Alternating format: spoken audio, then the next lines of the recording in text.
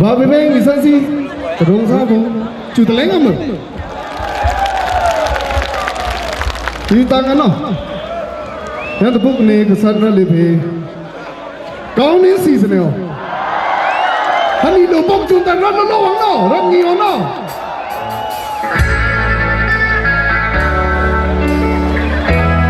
Ôi bên chủ sĩ mà.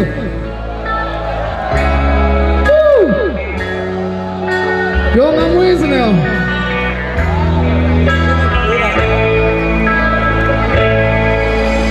Hãy subscribe cho kênh Ghiền Mì Gõ để không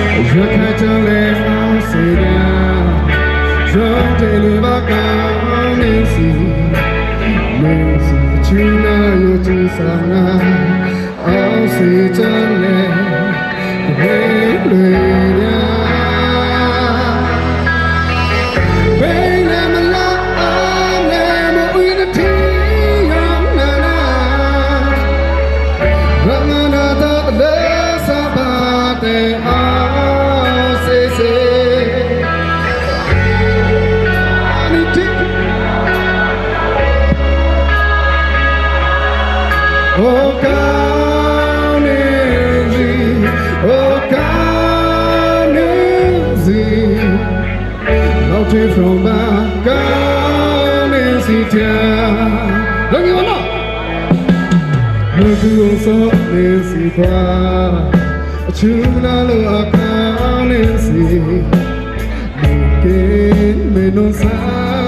để không bỏ lỡ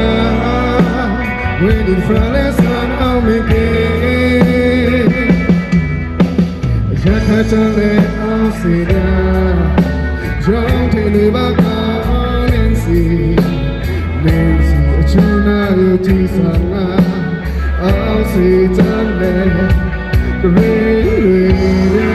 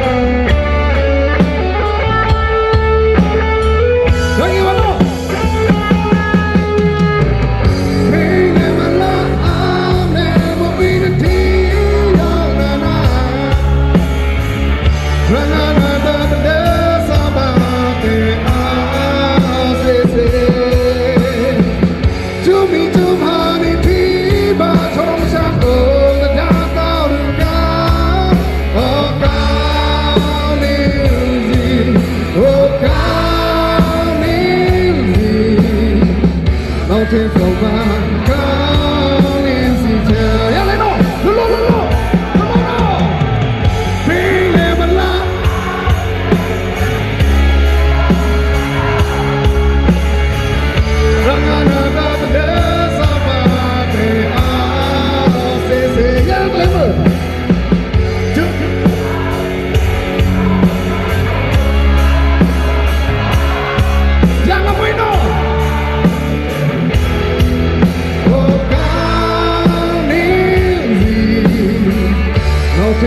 lỡ